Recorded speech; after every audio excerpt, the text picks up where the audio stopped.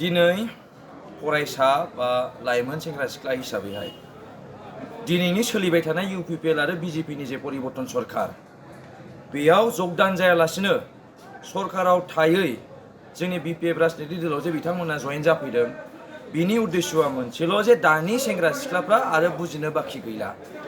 दिनै प्रमद बर'आ जे लाइमोनफोरनि थाखाय जेबो मावाखै आरो छात्र समाजनि थाखाय प्रमद बर'आ जेबो मावाखै बेखौ जोंनि लाइमोन सेंग्रा सिख्लाफ्रा नुबाय थादों। बिनि थाखाय दिनै जाय फरायफुनाय छात्र आरो जाय डिग्री कमप्लिट जानाय MA कमप्लिट जानाय जाय लाइमोनफोर बिथांमोना दिनै BDCआव मोनसे हिसाब लानो थाखाय दिनै ओंखारदों। BPF राजनितिक दलनि जानानै दिनै मोनसे हिसाब लानो नागिरदों जे बे प्रमद बर'आहाय बे 4 बोसोराव जोंनि BDCनि रायजो राजानि थाखाय मा मावखो। बिथांमोना गोबां बिसास दंमोन प्रमद बर'नि सायावहाय जिहेतु गावनो आन्दलनकारिमोन सासे आन्दलनकारि हिसाबै बिथांनाव मोनसे आसा दंमोन जे बिथाङा BDCनि चिफ जानायनि उनावहाय बर'नि थाखायबो नायगोन आरो अन्यान्य जाति जनगोष्ठीनि थाखायबो नायगोन। नाथाय जों दिनै नुनो मोनबाय प्रमद बर'आ दिनै बर' जानानै दिनै जोंनि बर' बिमानि न'खरफोरखौनो इभिक्सन खालामगासिनो दङ। दिनै बर' जानानै बर'नि फिसाफोरखौनो एनकाउन्टार जानायखौ होबथायाखै। दिनै बर' फरायसाफोरनि जे प्रब्लेम्सफोर इउनिभार्सिटियावहाय थिग मथन रिजाल्ट मोनैनि थाखाय दिनै जाय बिथांमोना कटन इउनिभार्सिटियावहाय एन्ट्रेन्स एग्जाम पास खालामदोंमोन माहायबा सेन्ट्रेल इउनिभार्सिटियावहाय एन्ट्रेन्स एग्जाम पास खालामनाय समावहाय रिजाल्ट थिग जायैनि थाखाय बिथांमोना एडमिसन मोनाखै। दा दिनै बेफोरनि दाया सोरनि? बेफोरनि दाया दिनै प्रमद बर' बिथांनि होननानै जों बुंगोन। मानो होनबा बिथाङानो दिनै इडुकेसन डिपार्टमेन्टखौ सामलायगासिनो दङ।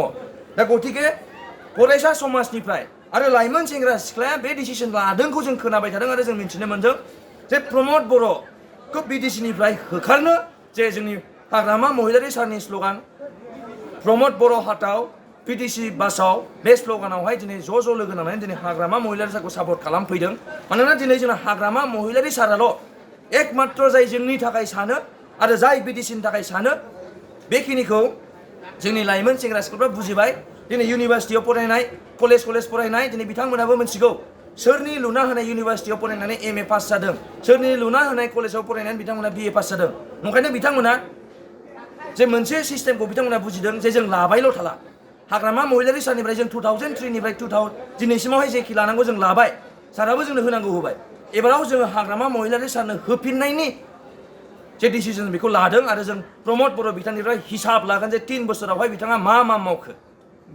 दिनै बेसेबांसो स्टुडेन्टफोरा जइन जाखो BPFआव? दिनै 2700 स्टुडेन्ट बिथांमोना बाक्सा, उदालगुरि, क'क्राझार, चिरां स्टुडेन्ट आरो इउथ फरायखांनाय फरायसाफोर बिथांमोना 2700 दिनै ज' जइन जाफैदों हाग्रामा महिलारि सारनावहाय। क'क्राझार सहरनि रायजो राजाफोरनि थाखाय गोजोनथाव खौरां। बिटिआरनि गाहाय राजथावनि क'क्राझार सहरनि जेडी रडजों नांजाबनाय सुदेमपुरी गांजेमा बाजाराव थानाय आइ आफा मेड लाइफ BM हस्पिटालाव रोंगौथि गोनां डक्टर आरो नार्स स्टाफफोरनि गेजेरजों गथ'साफोरनि बेरामजों लोगोसे जायखिजाया बेरामिफोरनि थाखाय होगासिनो दं मोजां फाहामथाय। बे हस्पिटालाव नोंथांमोनहा गोबां फाहामथाय खाबुफोर मोननो हागोन।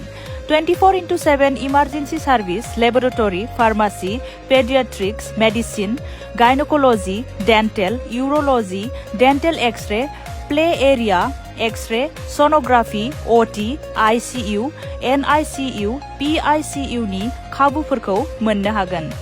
आइ आफा मेड लाइफ BM हस्पिटाला 24 घन्टा जेब्लाबो खुलायै थागोन आरो लांलाय लाबोलायनि एम्बुलेन्सआबो मोजाङै सार्भिस थागोन।